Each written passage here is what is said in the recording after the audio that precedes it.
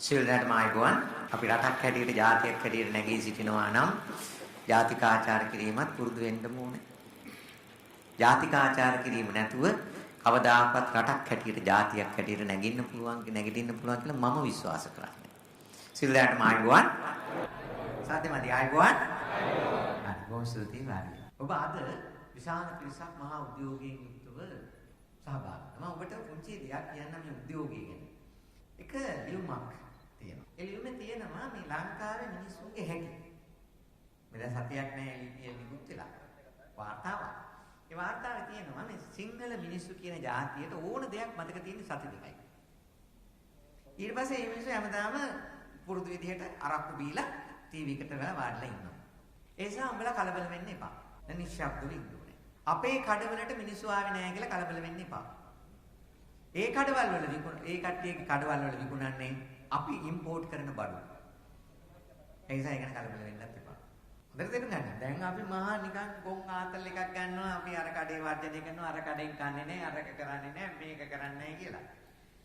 ඒවනම් මතක තියාගන්න තමුන්නාසල ඔක්කොම කරන්නේ ඒවමයි හොඳේ. ඒකට මුහුණ දෙන්න නම් අපි ශක්තිමත් වෙන්න ඕනේ. උදාහරණ ගන්න. සිගරට් බොනවා මෙතන ඉන්න කට්ටිය මම දන්නවා භාගයක් සිගරට් බොනවා. ටොබැකෝ සමාගමේ අධ්‍යක්ෂක මණ්ඩලයේ කවුද ඉන්නේ? සිංහල කට්ටිය එක්කෙනෙක්වත් ඉන්නවද? කවුරුවත් නැහැ. හැබැයි කවුරුවත් කැම්පේන් කරන්නේ නැහැ සිගරට් බොන්න එපා කියලා. කවුරුවත් කැම්පේන් කරන්නේ නැහැ. තමුන්නාසලා වර්ජනය කරොත් තමුන්නාසලාට අද වැස්සාම කුඩයක් කියලා අයිතියක් නැහැ. ඒ කුඩ ව්‍යාපාරේ සම්පූර්ණම අයිති සිංහල ව්‍යාපාරිකයෙකුටද? භාගයක් කාලක්වත් 10%ක්වත් තමුන්නාසලා දඹදිව යන ව්‍යාපාර ටික ඔක්කොම දඹදිව වන්දනා ගමන් සංවිධානය කරන ප්‍රමාණයෙන් 70%ක් අයිති කාටද? බෞද්ධයින්ට. තමුන්නාසලා පිටරට යන ටිකට් ගන්නවා, යා ටිකට්ස් ගන්නවා. ඔය ව්‍යාපාරයෙන් 80%ක් අයිති කාටද? තමුන්නාසලාගේ කාන්තාවෝ මැද පෙරදිග ගණිකා වෘත්තිය යොදවලා සල්ලි හම්බ කරනවා. ඒ ගණිකා වෘත්තියට තමුන්නාසලා ගිහිල්ලා නම්ගනකොට කවුද ඒ ඒජන්සිස් අයිති? 95%ක් අපිට අයිති නැහැ. තමුන්නාසලට පරිප්පු වටයක් කන්න අයිතියක් නැහැ. ඇයි? සම්පූර්ණ පරිප්පු ආනයනය කරන්නේ තමුන්නාසලට මුං පරිප්පු කන්න අයිතියක් නැහැ. මුං ඇට ඕස්ට්‍රේලියාවෙන් ගෙනල්ලා පරිප්පු හදන්නේ ලංකාවේ. මුං පරිප්පු. ඒන්නේ අපි නෙමෙයි හොඳේ. මේ අපි මහා සමාවෙන්නේ කියනවාට ලංකාවේ ව්‍යාපාරික ප්‍රජාව සහ ලංකාවේ සිංහල මිනිස්සු කියන්නේ මහා කාලකන්ණි කිසිම දෙයක් හිතන්නේ නැති මහා තුප්පහි ජාතිය. තුප්පහි කියන්නේ මොකද්ද? සංස්කෘතියක් නැහැ. ඒකෙන් නැගිටියේ නැත්තම් අර වාර්තාවේ තියෙන හැටියට තමුන්නාන්සලට උපරිමය තමුන්නාන්සලට මේ රටේ ඉන්න අයිතිය තියෙන්නේ තව අවුරුදු 30යි. දැන් ලංකාවේ සිංහල මිනිස්සු දරුවෝ හදන්නේ නැහැ. මානව විද්‍යාවට අනුව ජනගහනය කියන එක ලෝකේ පවතින්නේ කොහොමද කියලා. ලෝකේ ජනගහනයක් පවතින්න ඕන නම් ඒ කියන්නේ ඉන්න මිනිස්සු සංඛ්‍යාව එහෙම්මම ලෝකෙ හැමදාම පැවතීගෙන යන්න ඕන නම් ජනගහන වර්ධන වේගය 1.8කට වැඩි වෙනවා. 1.8කට වැඩි වුණොත් ඒ ජන වර්ගය පවතිනවා. විනාශ වෙන්නේ නැහැ, වැඩි වෙන්නේ නැහැ. පවතිනවා. සිංහල ජනගහනයේ වර්ධන වේගය කීයද? 1.3යි. ලංකාවේ මුස්ලිම් ජනගහන වර්ධන වේගය කීයද? 3.6යි. දැන් ලංකාවේ සිංහල පවුලක දරුවෝ ඉන්නේ සාමාන්‍යයෙන් 1යි නැත්නම් 2යි. එකක් හිටියොත් ඒ දරුවා අනිවාර්යයෙන්ම මානසික ගැටලු සහිත දරුවෙක් වෙනවා. මනෝවිද්‍යාත්මකව ගත්තාම පෞරුෂයේ ගැටලු ඇති වෙනවා. ඒ පෞරුෂ ගැටලු කියලා කියන්නේ අම්මටයි තාත්තටයි කෙනයි ඉන්නේ. ඒ කෙනා දැඩි ලෙස ආදරය කරන අම්මයි තාත්තයි දෙන්න ඉල්ලන සියලුම ಜಾති කෙනෙක් දෙනවා. අවුරුදු 10 පැනපු ගමන්ම එයා අමුතුම පෞරුෂයක් තියෙන කෙනෙක් වෙනවා. එයා රටක් ගොඩනගෙන පෞරුෂයක් තියෙන කෙනෙක් වෙනවා. අපි හිතමු අම්මයි තාත්තයි මැරිලා ගියා. අම්මයි තාත්තයි මැරිලා ගියාම කීයද ඉතුරු වෙන්නේ? ආපහු ඔන්න 1යි නැත්නම් 2ක් ඉතුරු වෙනවා. උන් දෙන්න කසාද බැන්දාම උනුත් දරුවා හදන්නේ කීයද? බැන්දොතින් 1යි නැත්නම් 2යි. ජනගහනය අඩු වෙගෙන යනවා. මුස්ලිම් පවුලක් ගත්තොත් මුස්ලිම් පවුලේ සාමාන්‍ය ඇවරේජ් දරුවෝ ප්‍රමාණය 8යි. ඇවරේජ් දරුවෝ ප්‍රමාණය 8යි. විශේෂ සිද්ධි තියෙනවා 28යි. එයා විශේෂ සිද්ධිය සිංහල පවුලක එහෙම තියෙනවද දන්නේ නැහැ නේ. නෑ. ඒවනේ. අපි ඒවට කම්මැලි නේ. විශේෂ සිද්ධියක් කරන්න කම්මැලි අපි. දැන් එතකොට 1.3 තියෙන ජනගහනය සාමාන්‍ය වශයෙන් පවතින්නේ ජන වර්ගය පරම්පරා 3ක් උපරිමය 4ක්. එංගලන්තයටත් ওই ප්‍රශ්න තියෙනවා. ජර්මනියටත් ওই ප්‍රශ්න තියෙනවා. ප්‍රංශයටත් ওই ප්‍රශ්න තියෙනවා. බෙල්ජියමටත් ওই ප්‍රශ්න තියෙනවා. නෝර්වේටත් ওই ප්‍රශ්න තියෙනවා. ස්වීඩන් වලටත් ওই ප්‍රශ්න. චීනයටත් ওই ප්‍රශ්න තියෙනවා. රුසියාවටත් ওই ප්‍රශ්න තියෙනවා. හැබැයි රුසියාව උකට මුහුණ දෙන්න ක්‍රම හදලා තියෙනවා. ඕස්ට්‍රේලියාව ওই ප්‍රශ්නට මුහුණ දෙන්න ක්‍රම හදලා තියෙනවා. ලංකාව කියන්නේ කවුද? ලෝකයේ සහජ බුද්ධිය වැඩිම දරුවෝ උපදින ශ්‍රී ලංකාව. සහජ බුද්ධිය. inborn talents කියන කට්ටිය. දෙක ඊශ්‍රායල. ලංකාව තමයි මේ පෘථිවි ගෝලය ගත්තාම ගුරුත්වාකර්ෂණ ශක්තිය අඩුම රට. ගුරුත්වාකර්ෂණ ඒක ලකුණු කරලා තියෙනවා NASA ආයතනයෙන් කරපු සැටලයිට් තන්ත්‍රිකාවකේ අඩුම රට ශ්‍රී ලංකාව. ඒ ශ්‍රී ලංකාවේ අඩුම ස්ථානය තමයි ශ්‍රීපාද කමිටුව. එතකොට ඒ අඩුම තැන දරුවෙක් ඉපදුනහම එයාගේ ශක්තිය ඉහළට ඇදෙනවා. ඒ ඉහළට ඇදීම නිසා මොකක් වෙනවද? මොලේ ධාරිතාව වැඩි වෙනවා. බුද්ධි වර්ධනය වෙනවා කියන්නේ අන්න. ලංකාව තමයි ලෝකේ සහජ බුද්ධිය වැඩිම දරුවෝ උපදින රට. හැබැයි ප්‍රශ්නයක් තියෙනවා. ඉපදිලා ටික කාලයක් යනකොට ඒ දරුවාගේ මොලේ ප්‍රෝග්‍රෑම් එක අපි හදනවා මොකෙක් හැටියටද? සමුදිලාභියෙක් හැටියට. අම්ලා තාත්තලා එකතු වෙලා ජනප්‍රිය පාසලකට දාලා ඉංග්‍රීසි භාෂාවෙන් උගන්වලා ආණ්ඩුවේ පෙන්ෂන් තියෙන ජොබ් එකකට යන්න ලංකාවෙන් නැත්තම් පැනලා ගිහිල්ලා පිටරටක 3rd ක්ලාස් පුරවැසියෙක් වෙන්න ප්‍රෝග්‍රෑම් එක හදනවා. හැදුවට පස්සේ ඌ මේ රට ගැන හැඟීමක් තියනවද? නැහැ. ඊශ්‍රායලය මොකද කරේ? තමන්ගේ අනන්‍යතාව කියන එක හැදුවා.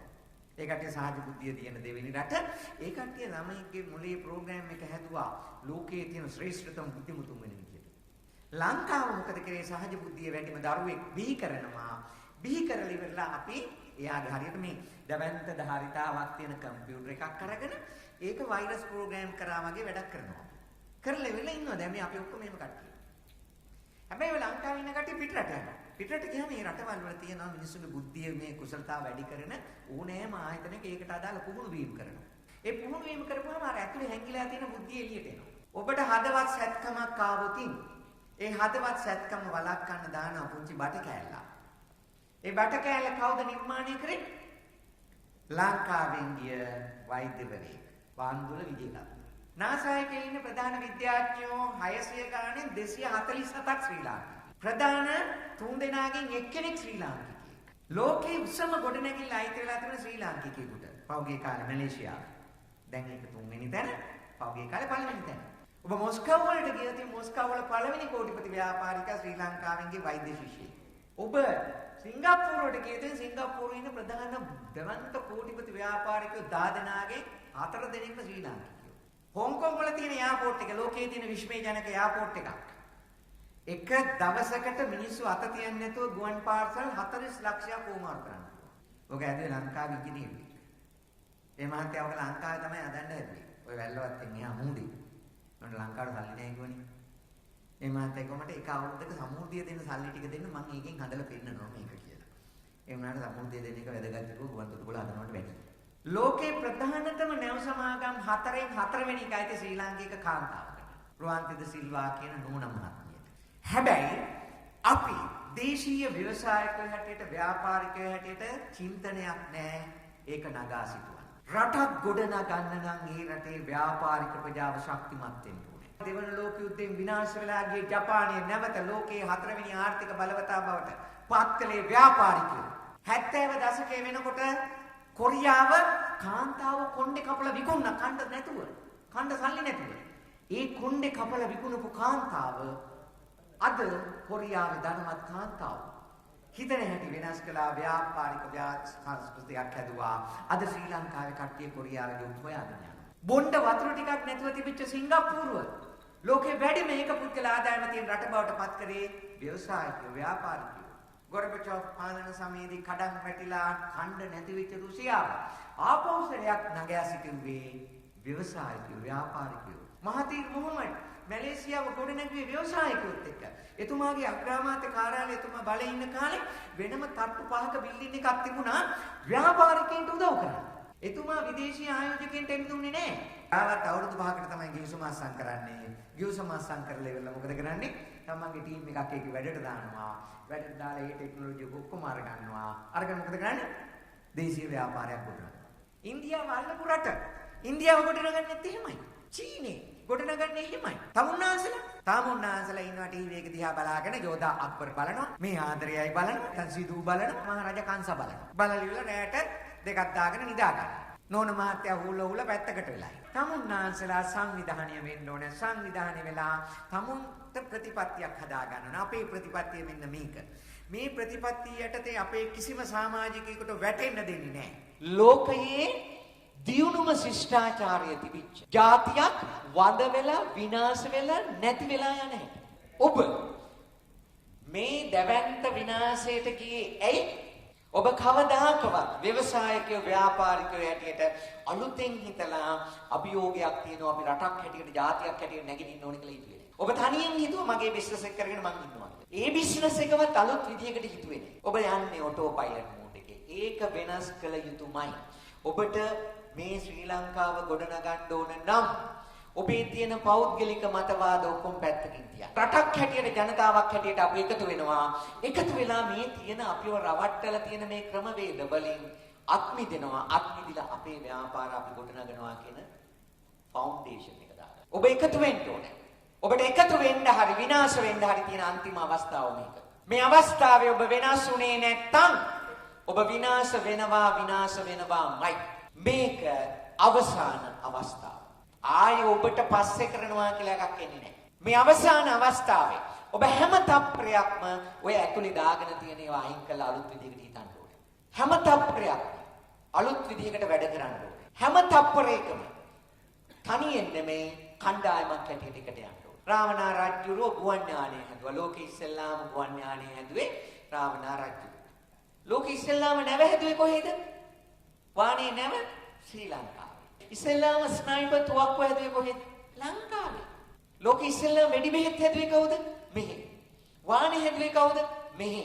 ලෝකෙ ඉස්සෙල්ලාම බැංකු ක්‍රමය හැදුවේ කවුද?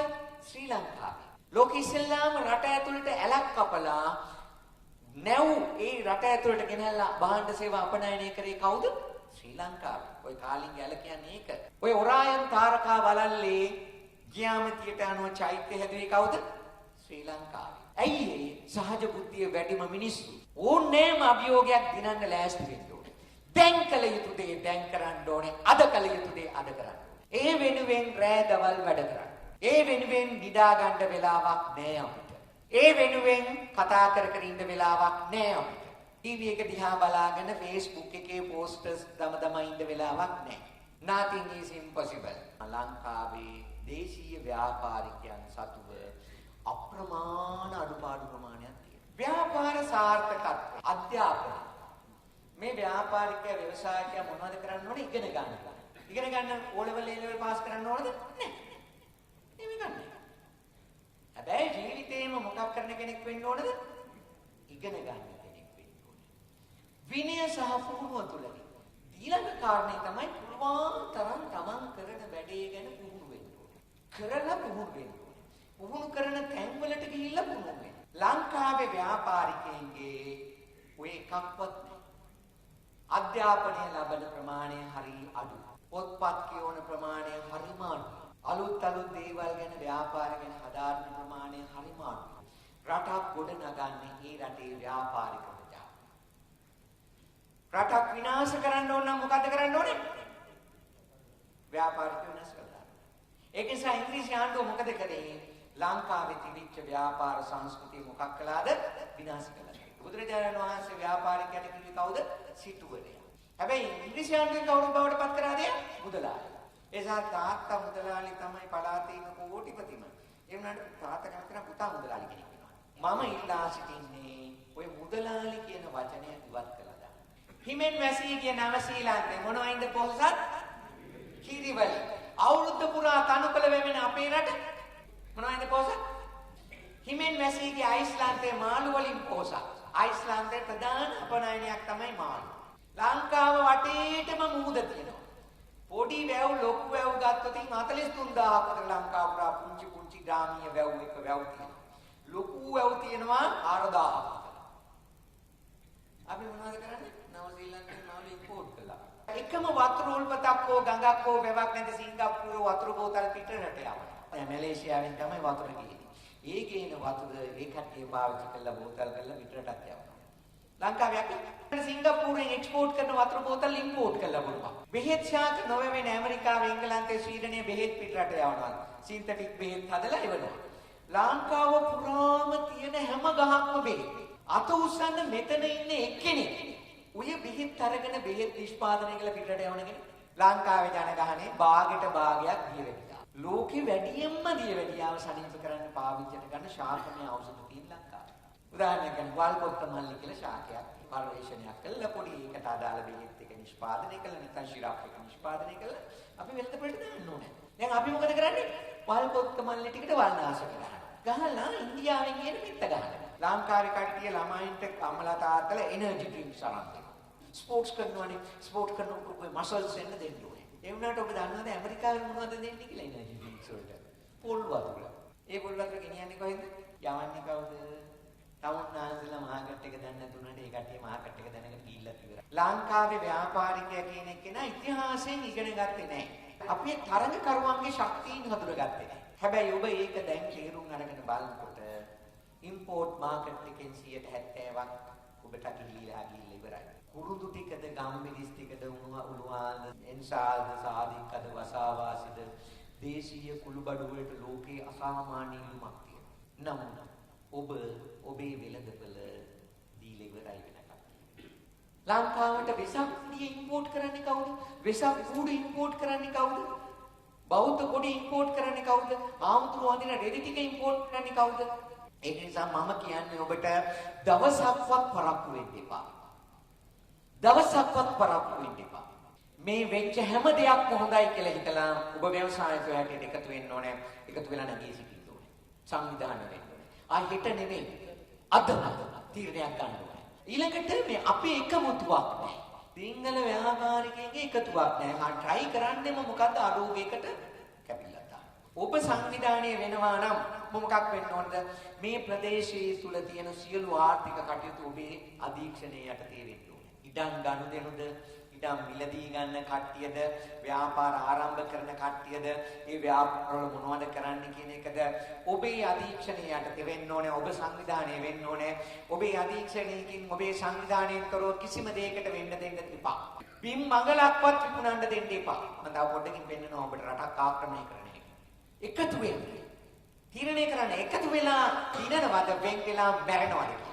අනාගත ඉලක්ක සැලසුම් නැති නිසා සිංහල ව්‍යාපාරිකයන් ගම් විශ්වවිද්‍යාල ළමයි දාලා රිසර්ච් එකක් කරුවා. ඊළඟ අවුරුදු 7 දී තමයි ව්‍යාපාරය ගෙනියන්නේ කොතෙන්ද කියලා. ව්‍යාපාරිකයෝ 3 දෙනාටයි තිබුණේ අවුරුදු 7ක ඉලක්ක බිස්නස් ඉලක්ක. අනික 300 ගානම මොකුත් නැහැ. අඩුම ගානේ මේ අවුරුද්දේ අන්තිමට මම මොකද්ද කරන්න කියලාවත් හිතුවේ. ඒ නිසා මම මේ ව්‍යාපාරික සංසදයේ ඉල්ලා සිටින්නේ ඔබ අනිවාර්යයෙන්ම ඔබ කණ්ඩායම එකතු වෙන්න ඕනේ. එකතු වෙලා ඔබේ ව්‍යාපාරයකට අනාගත ඉලක්ක සැලසුම් කිරීම ගැන පුහුණු වැඩසටහනක් කරන්න ඕනේ. කරලා හැම බිස්නස් එකකටම ප්ලෑන් එකක් හදන්න ඕනේ. මම මේ බිස්නස් එක මම අවුරුදු 5කට පස්සේ මෙතෙන්ට ගෙනියනවා. මෙන්න මේක තමයි ප්ලෑන් එක. මම මේ කාලය ඇතුළත මෙච්චර ආදායම වැඩි කරනවා. මේ කාලය ඇතුළත මෙච්චර වත්කම් වැඩි කරනවා. ප්ලෑන් එකක් තියාගන්න. ඊළඟට අපේ ව්‍යාපාරිකයෝ බංකොලොත් වෙලා නැති වෙලා යන්නේ දේශපාලනඥයෝ පස්සේ. කට්ටිය හිතනවා මේ අපිට දේශපාලනඥයෝ පස්සේ ගියාම මේක කරගන්න පුළුවන් කියලා. බෑ. ඔබට කරන්න බෑ. මෙච්චර කල් ඔබ වෙනුවෙන් යමක් මේ ලංකාවේ කරේ නැහැ. ඔබ වෙනුවෙන් කිසිම දෙයක් කරේ නැහැ. ව්‍යවසායකත්වයේ පහත් කොට සලකන්න පටන් ගත්ත නිසා ව්‍යාපාරය කරනවා කියන එක නිකන් පොඩි අව탁සේරු වැඩක්. නිකන් වැඩක් නැති නිසා කරන වැඩක්. ඒ මට්ටම හදාගත්තා. ව්‍යාපාරිකයන් Taman අව탁සේරු කරගත් නිසා ව්‍යාපාරිකයෝ කැමති නැහැ මම මේ ව්යාපාරිකයෙක් කියලා කියන්නවත්. දේශීයත්වයේ අපේ කම අමතක කළ නිසා මේ අපි ශ්‍රී ලාංකිකයෝ මේ අපි ලංකාවේ මිනිස්සු කියන්නේ නැහැ. බටහිර රැකියා මානසිකත්වයට ගොදුරු වන අධ්‍යාපන ක්‍රමයට වහල් වූ නිසා සමාජ අලෙවිකරණයේ ඉස්සෙල්ලාම උගන්වපු පළවෙනි පාඩම තමයි ලංකාවේ පුංචි පවුල රත්තරන් සංකල්පය ගැන. ඒක ලෝකේ කතා කරනවා මිනිස්සුන්ට concept එකක්. ගෙනහිල්ලා 100,000කින් ප්‍රතිඵල වෙන්නකෝ සංකල්පය. ලංකාවේ මිනිස්සු හරි ආසයි රත්තරන් වල. ඉතින් රත්තරන් වචනේ දැම්මොතින් එහෙම මොකක් වෙනවද? ඒක ඇලෙනවා. මොකද්ද රත්තරන්? පුංචි පවුල. කාටද මේක දැම්මේ? සිංහල කාන්තාව. අනේ මේ ගොම් වැසියෝ ටික මේකට අහු වුණානේ. දරුවෝ හදන එක අඩු කරගෙන ගියා. මේ ලෝකයේ රටක් ආක්‍රමණය කරන ත්‍රස්තවාද ටික. කෘෂිකාර්මික ත්‍රස්තවාදය. ලෝකේ රටවල් ආක්‍රමණය කරන තියෙන දරුණුම ක්‍රමයක් තමයි කෘෂිකාර්මික ත්‍රස්තවාදය. ලංකාවේ ගොවිතැන් කරන ගොවි මහත්තයෙක් කුඟුරු අක්කරයක් වපුරන ගොවි මහත්තයෙක් අවුරුද්දකට රුපියල් 48000ක් විතර පිට රටට සල්ලි දෙනවා. ඇයි සල්ලි දෙන්නේ? පෝර, කෘමිනාශක, වල්නාශක වලට. ඔබ ව්‍යවසායකයෝ හැටියට ඔන්න ඔය නොපෙනෙන පැත්ත තීරණයක් ගන්න. මේ කෘෂි කර්මාන්තයට එක එක දේවල් ගෙනලා දානවා. සේනා දලබුවයිනවා. දැන් මේ දවස්වල කුපුරේ පොළවට දලබුවෙක් ඇවිල්ලා ඉන්නවා. කොහෙන්ද ආවේ? උත් පිටරටින් ආවේ එයාපෝට් එකෙන් බැලලා ගියා. අපි බලන්න කියලා. හොඳට තේරුම් ගන්න රටක කෘෂි කර්මාන්තයට පහර දෙනකොට මම මේ දිගට කියා දෙන්නේ නැහැ. අපේ දොඩම් ගෙඩියට පහර දුන්නා. ලංකාව ලෝකයේ හොඳම ඇපල් නිෂ්පාදනය කරන ක්‍රමේ පටන් ගත්තා. ඒකට පහර දුන්නා. ප්‍යාස් නිෂ්පාදන ක්‍රමේ පටන් ගත්තා. ඒකට පහර දුන්නා. දොඩම් ගෙඩිය පටන් ගත්තා. ඒකට පහර දුන්නා. පොල් කියලා කියන්නේ ලෝකයේ තියෙන වටිනාම ශාකය. පොල් තෙල් බෝතලේ සම ඇමරිකාව වගේ රටවල් රුපියල් 42000ක් විතර වෙනවා. පොල් ගහට පහර දීගෙන යනවා. තමුන්නාසල සද්ද නැතුව බලාගෙන ඉන්නවා. ලෝකේ රටවල් වල තියෙන සල්ලි ටික හොරගෙන කාලා රට දුප්පත් කරනවා. ඒ අතරතුර පොළොවට යම් යම් දේවල් ගෙනත් දෙනවා. ශාක වලට යම් යම් දේවල් ගෙනත් දෙනවා. ඒ වයින් ඒව විනාශ වෙලා යනවා. ආහාර ත්‍රස්තවාදය. ආහාර ත්‍රස්තවාදය කියන්නේ රසකාරක යොදපු ආහාර කියන જાති. අපි හිතමු ඇමරිකාව වගේ රටවල් වල මැක්ඩොනල්ඩ්ස් KFC වැහිගෙන යනවා. ඇයි? ඒ මිනිස්සු කන්නේ නැහැ. කන්න නැත්te ඒවයි තියෙන වසවිස කටි දාන්න නිසා. පැණි බෝතල් බීම වලට දාන රසායනික ද්‍රව්‍ය වල, ආහාර වලට දාන රසායනික ද්‍රව්‍ය වල, කල් තබා ගැනීම රසායනික ද්‍රව්‍ය වල කිරි පිටි නිෂ්පාදනය කරන ක්‍රමය තුල දෙවන්ත විනාශකාරී දේවල් ටිකක් තියෙනවා. උදාහරණයක් ගන්න. B17 කියන විටමින් එක තමයි තියෙන තාක්කල් ඔබට පිළිකාව හැදෙන්නේ නැහැ. පොටේටෝ චිප්ස් එක එනවා. ළමයින්ට අම්මලා අරන් දෙනවා. කාපු ගමන් මොකද වෙන්නේ? ඇගේ තියෙන B17 මී යනවා. B17 මිය ගියාම එයාට පිළිකාව හැදෙනවා. ලංකාව පාවිච්චි කරන කුකුල් මස් හදන ලෝකේ තහනම් කරපු හෝමෝන විශේෂයක්. ඒක දැම්මහම කුකුල පිම්බෙනවා. ආර්ථික ත්‍රස්තවාදය. ආර්ථික ත්‍රස්තවාදය කියලා කියන්නේ මොකද්ද? රටේ තියෙන ව්‍යාපාර ඔක්කොම අත්පත් කරගන්න. රටේ ආර්ථිකය ආක්‍රමණය කරනවා. කොහොමද? චීනය ලෝකේම රටවල් වල ආර්ථිකය ආක්‍රමණය කරනවා. කොහොමද ආක්‍රමණය කරන්නේ? ණය දෙනවා. ණය ගෙවා ගන්න බැරි තත්වයකට මොකක් කරනවද? පත් කරනවා. පත් කළා එයාලා යම් යම් දේවල් අයිති කරගන්නවා. ඉරාකේ සදාම් හුසේන් කියන කෙනා ඇමරිකාවේ හිතවතෙක්. තරහ වුණා ඇමරිකාවත් එක්ක. මොකද කරේ? ඇමරිකානු රහස්‍යත්ව සේවා කට්ටිය ආවා. ඇවිල්ලා සදාම් හුසේන් පෙළඹෙව්වා කුවේට් ආක්‍රමණය කරන්න. එයා කුවේට් අල්ලගත්තා කියලා. කුවේට් අල්ලගත්තට පස්සේ මොකද උනේ? වැරදි වැඩක් ලෝකේ ප්‍රජාතන්ත්‍රවාදී විරෝධී වැඩක්. කුවේට් එක නිදහස් කරන්න ඇමරිකාව. කුවේට් නිදහස් කරගන්න ඇමරිකාව බැස්සා. සෞදි අරාබියට ඇවිල්ලා කැම්ප්ස් දාලා මොකද කරේ? සදාම් හුසේන් කියන්නේ මහා දරුණු ත්‍රස්තවාදී. සදාම් හුසේන් නිෂ්පාදනය කළ තියෙන ජීව රසායන ආයුධයක් ඉන්දියාවට වැටුණොත් ඉන්දියාව විනාඩි 3කදී කුණු වෙලා යනවා. චීනෙට වැටුණොත් චීනේ පැයකදී ගිනි ගන්නවා කියලා පෙන්නුවා. CNN එකේ. පේන්නලා ඉවරලා මේකගෙන් ලෝකේ බේර ගන්න ඕනේ කියලා කෑවා ඉරාකේට. ජීව රසායන ආයුධ හම්බුණාද? ඒව තියා විනාශක කර්මශාලාවක්වත් හම්බුනේ. කෑවුවා කුඩු කළා දැම්මා බස්රාවල තමයි ලෝකේ වැඩිම වටිනාම තෙල් නිදි තිබුණේ. ඒ ටික ඔක්කොම අයිති කරගත්තා. ප්‍රජාතන්ත්‍රවාදයේ ස්ථාපිත කළා. ගියා. ලිබියාවට ගැව්වා. ලිබියාවට ගහන සැලැස්ම හැදුවේ නයිජීරියාවේ 8 දෙනෙක්ගේ කණ්ඩායමක් තමයි ඉස්ලාම් තරුණයෝ ආවේ ලිබියාවට. ලිබියාව කියලා කියන්නේ ඔබ දකින ගඩාෆි නෙමෙයි. ගඩාෆි කියන්නේ මේ ලෝක ඉතිහාසයේ පිළිවිච්ච අපූර්ව නායකයෙක්. බොණ්ඩ වතුර ටිකක් නැති තිබිච්ච ලිබියාව හැම නගරයකම ස්විමින් pool තියෙන රටක් බවට පත් කරා. දුප්පත් මිනිස්සු කවුරුවත් නැති. හැමෝටම වාහන තියෙන දිව්‍ය ලෝකයක් වගේ රටක් හදපු මිනිහෙක්. ඒ නිසා ආරාට දෙන අයවිල්ලා ලිබියාව ස්පොයිල් කරා. කැරලි කෝරාහාර ඇති කරා, විරෝධතා ව්‍යාපාර ඇති කරා, ත්‍රස්තවාදී ව්‍යාපාර ඇති කරා. ඇති කළා ගඩාෆිට එරෙහිව ටීම් එකක් හැදුවා. ඇමරිකාව ආක්‍රමණය කරා. ගැව්වා, තෙල් නිදි ටික ඔක්කොම අයිති කරගත්තා.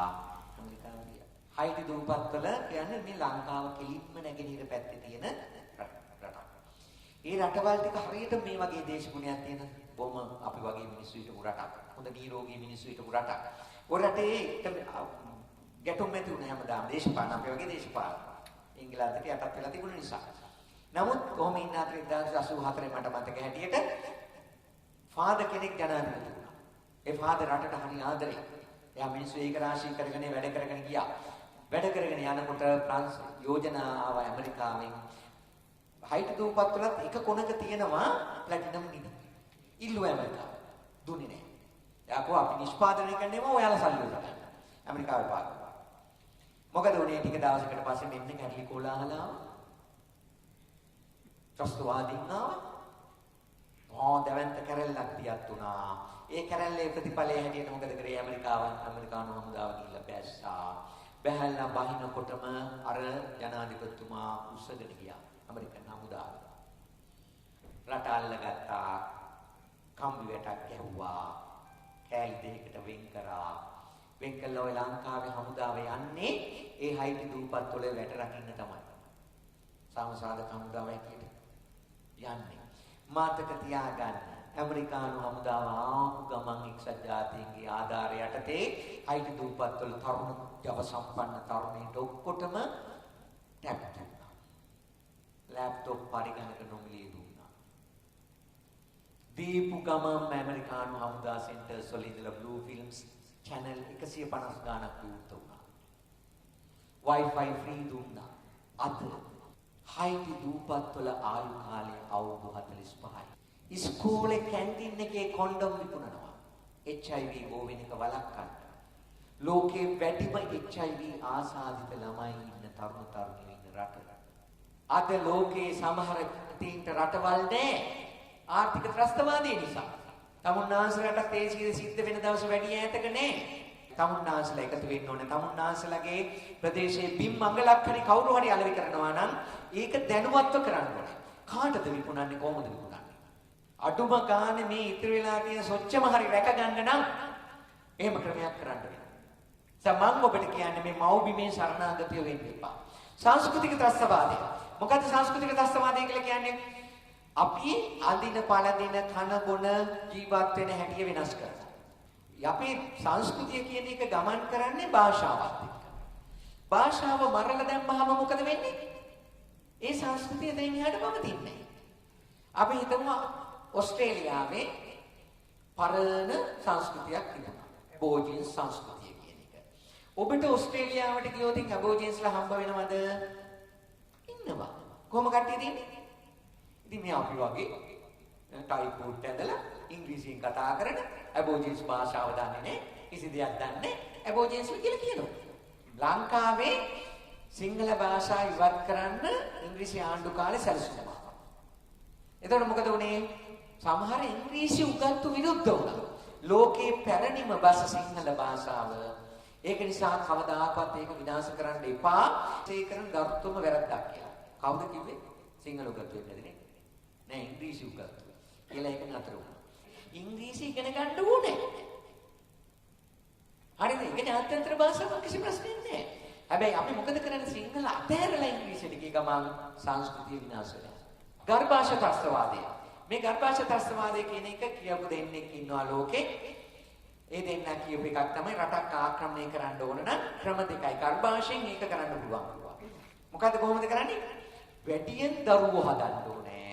ප්‍රතිවාදීන්ගේ දරුවෝ ගර්භාෂයේදීම මරන්න ඕනේ. ඖෂධ ත්‍රස්තවාදය. ලෝකෙ වැඩියෙන්ම බෙමුදල් උපයන ත්‍රස්තවාදයක් තමයි ඖෂධ ත්‍රස්තවාදය කියන්නේ. ඒ කියන්නේ මිනිස්සු ලෙඩ කරන. උදාහරණයක් ගන්නමු.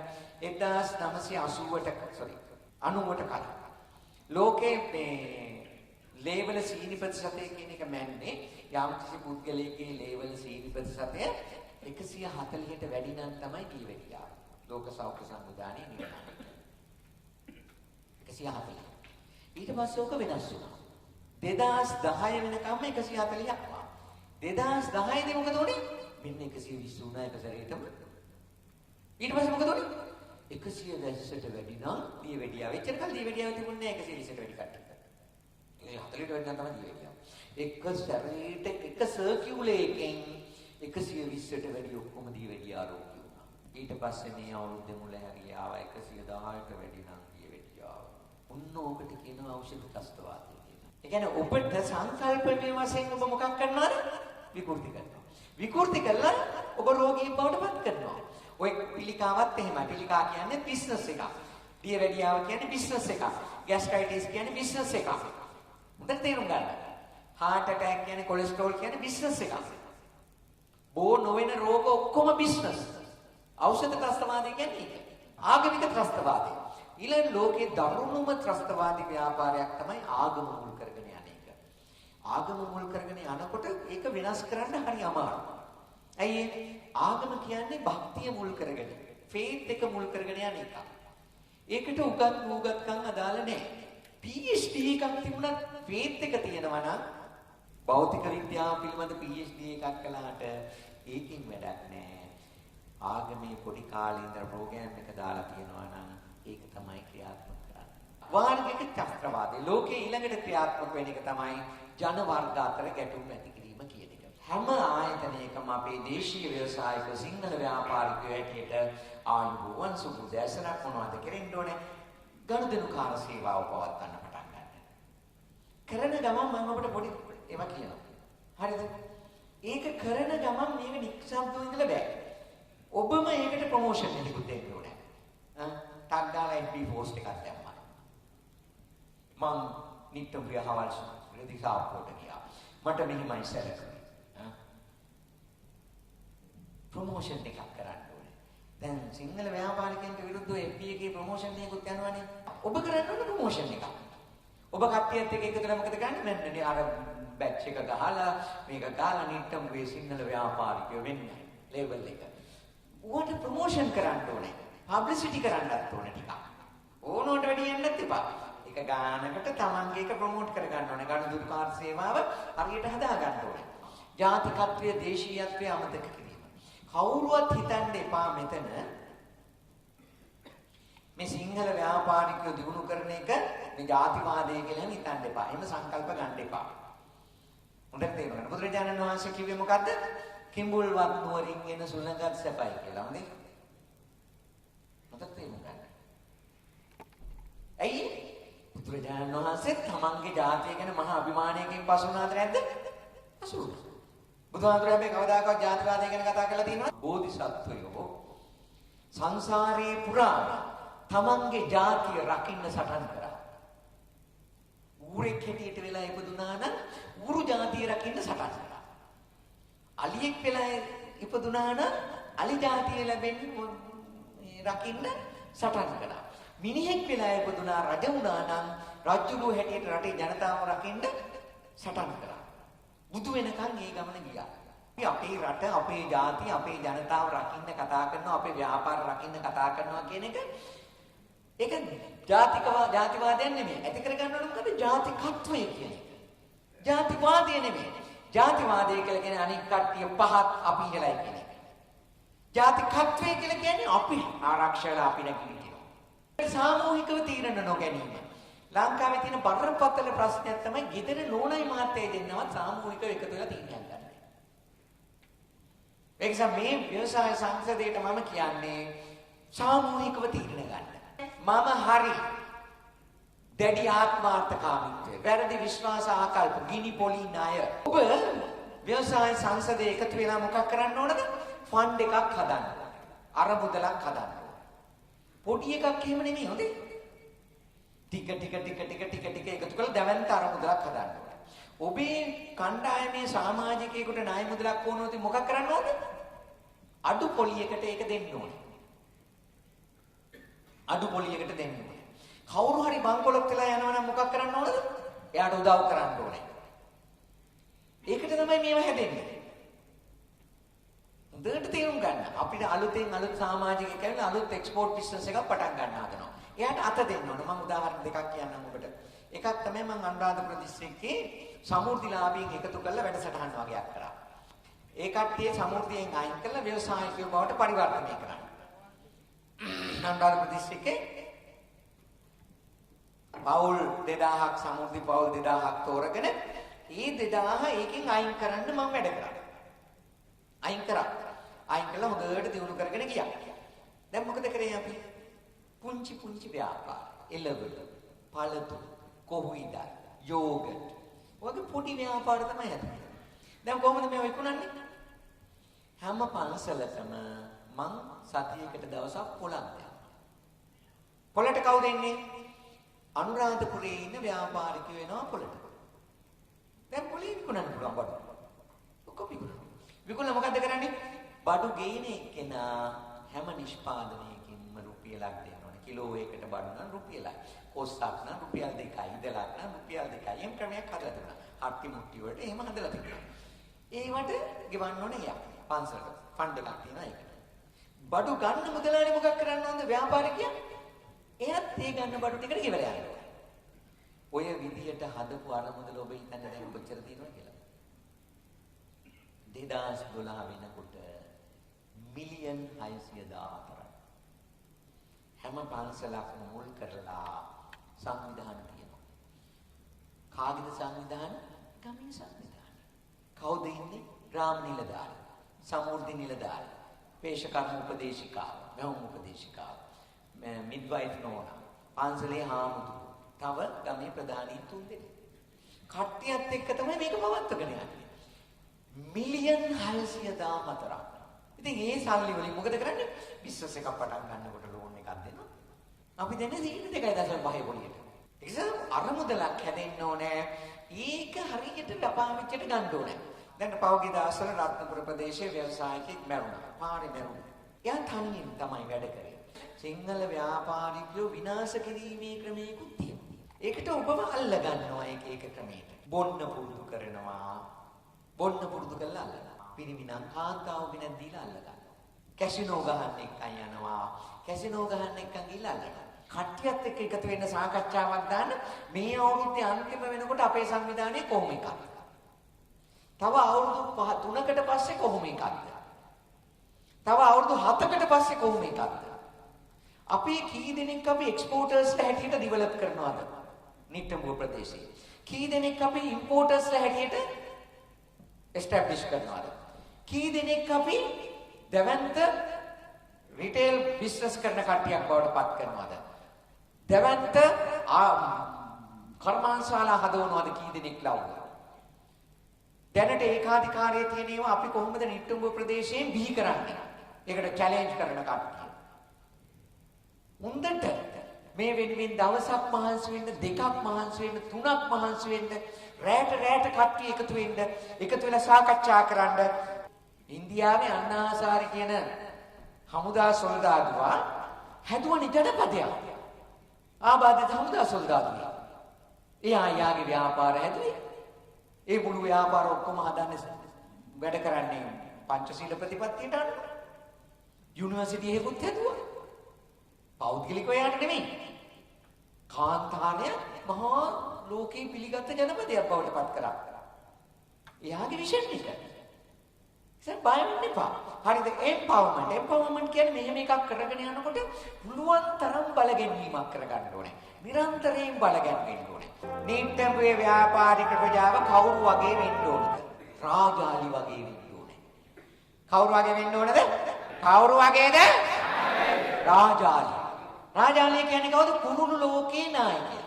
රාජාලිය කියන්නේ. රාජාලිය කොහොම කෙනෙක්ද? ලෝකේ ඉන්න වටිනාම කුරුල්ලා. මොනවද එයාගේ විශේෂත්වය? රාජාලියේ ජීවිත කාලයේම එකම කිරිල්ලියක් එක්ක එකම කුරුල්ලෙක් ඉන්නවා. කිරිල්ලි මැරුණොත් කුරුල්ලා මැරෙනවා, කුරුල්ලා මැරුණොත් කිරිල්ලි මැරෙනවා. රාජාලිය තමන්ට කියලා රාජධානියක් හදනවා. ඒකේ උඩම තැන තමයි කූඩුව හදන්නේ. රාජාලියට කපුට කොටනවා. ඒ වුණාට රාජාලිය කවදාකවත් කපුට කොටන්නේ නැහැ. රාජාලිය කපුට කොටනකොට මොකද කරන්නේ? රාජාලිය කරන්නේ කපුට එලෝගෙන එනකොට ඕම කැරකි උඩට යනවා. කපුටට එන්න පුළුවන් පොළොව මට්ටමේ ඉඳලා අඩි 700ක් 800ක් විතරයි. කපුට හිතනවා දෙනවාද නම් රාජාලියට වැඩක් කියලා කපුට කෑ ගහලා තමන්ගේ ටීම් එක ඔක්කොම එකතු කරගන්නවානේ. එකතු කරගෙන රාජාලියගේ පස්සෙන් එලෝගෙන යනවා. රාජාලියට අඩි 10000ක් විතර උඩට යන්න පුළුවන්. කපුට අඩි 700ක් 800ක් යනකොට මොකක් වෙනවද? එයාගේ කන් අඩි පුපුරලා මැරිලා වැටෙනවා. මතක තියාගන්න ඕනේ කපුට නොකඩවාම කොටන්න එනවා. හොඳේ. හැබැයි එහෙම ආවයි කියලා කපුටන්ට කොට ඉන්න යන්නේ. එතකොට ඔබේ වැඩ පාඩු වෙනවා. ලංකාවට එන්න ඇරලා ඔබ යන්න ඔබේ ගමන. තව විශේෂත්වයක් තමයි ලෝකයේ වැඩිම ආයු කාලය ඇති පක්ෂියා කවුද? රාජාලියා. එම ආයු කාලය අවුරුදු 70යි. රාජාලියා අවුරුදු 70ක් ජීවත් වෙනවා. නමුත් තරම් කාලයක් ජීවත් වීමට නම් ඔහුට ඉතා බරපතල මෙන්ම දැඩි තීරණයක් ගත යුතුයි. රාජාලියට අවුරුදු 70ක් ජීවත් වෙන්න නම් මොකද කරන්න වෙන්නේ? දැඩි තීරණයක් ගන්න ඕනේ. බරපතල දැඩි තීරණයක් ගන්න ඕනේ. මේ නිට්ටඹුව ප්‍රදේශයේ ඉන්න ව්‍යවසායික ප්‍රජාව ලංකාවේ ආර්ථිකය හසුරුවන දැවැන්ත බලවේගයේ බවට පත් කරන්න ඕන නම් මොකද කරන්න ඕනේ? මොකද කරන්න ඕනේ?